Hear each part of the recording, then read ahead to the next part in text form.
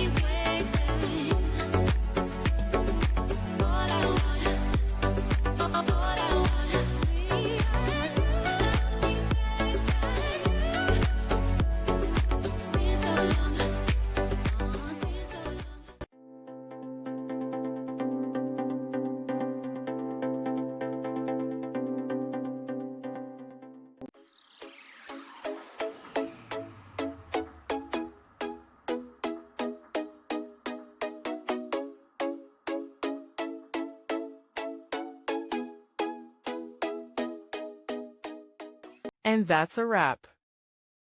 I hope you found the answer you were looking for. If you did, take a second to hit that subscribe button. It really helps out.